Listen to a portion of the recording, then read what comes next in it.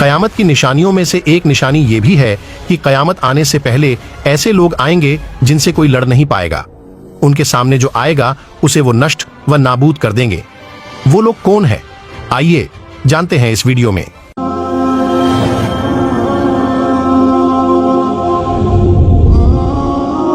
याजूज और माजूज आपको बता दें, याजूज और माजूज हजरत नूह अलैहिस्सलाम के तीसरे बेटे यासिफ के औलाद में से है। ये दोनों 400 कबीलों और उम्मतों के सरदार हैं। उनकी कसरत का कोई अंदाजा नहीं लगाया जा सकता है।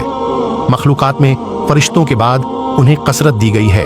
याजूज माजूज का जिक्र कुरान पाक में भी मिलता है। ये एक फसादी कौम में से एक थी।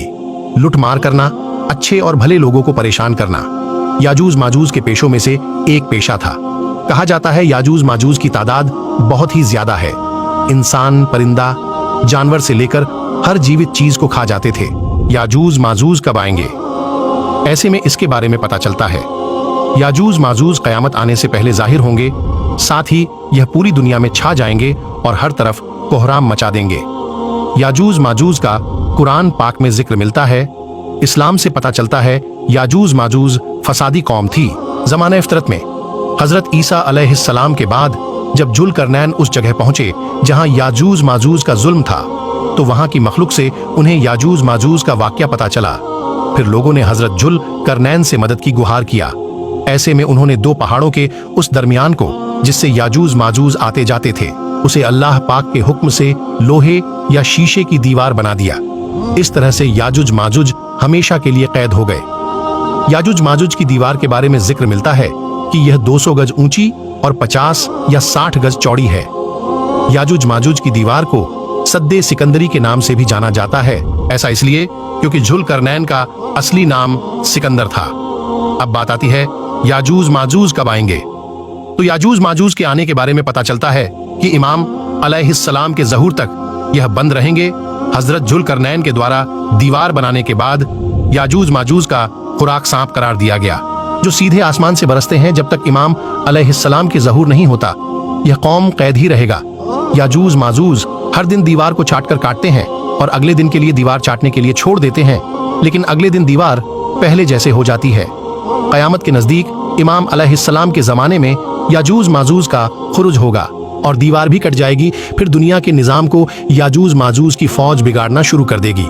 जहां से भी याजूज माजूज की फौज गुजरेगी, वहां कुछ भी नहीं छोड़ेंगे। यहां तक कि समुंदर का सारा पानी पीकर खुश्क यानी सूखा बना देंगे। इनकी फौज लोगों पर जुल्म करेगी, तहस नहस करेगी। उसके बाद मुल्क शाम की तरफ पूरी फौज रवाना होगी। याजूज माजूज का खात्मा कैसे होगा? याजूज माजूज दुनिया के निजाम को दरहम बरहम करने के बाद मुल्क शाम की तरफ रवाना होंगे और आपस में कहेंगे, अब तो जमीन पर रहने वाले को खत्म कर दिया गया है, अब आसमान वालों को चलो खत्म करते हैं। इसके बाद याजूज माजूज की कौम आसमान की तरफ तीर चलाएंगे। याजूज माजूज की फौज जो तीर आसमान की तरफ फेंकेंगे, वो अल्लाह पाक के हुक्म से खून से लगा हुआ आसमान से वापस आएगा। ऐसे में याजूज माजूज बहुत ही खुश होंगे और आपस में बातें करेंगे, अब हमारा इक्तिदार जमीन से बुलंद होकर आसमान तक पहुंच गया है और हमारे सिवा अब कोई बाकी न रहा। ऐसे में हजरत ईसा अलैहिस्सलाम अल्लाह पाक से याजूज माजूज की कौम के लिए बद्दुआ की दुआ करेंगे। अल्लाह पाक हजरत ईसा अलैहिस्सलाम की दुआ को कबूल करेंगे और अल्लाह पाक याजूज माजूज की कौम पर एक ऐसा कीड़ा मुसल्लत करेंगे जिसकी वजह से याजूज माजूज की कौम का खात्मा हो जाएगा।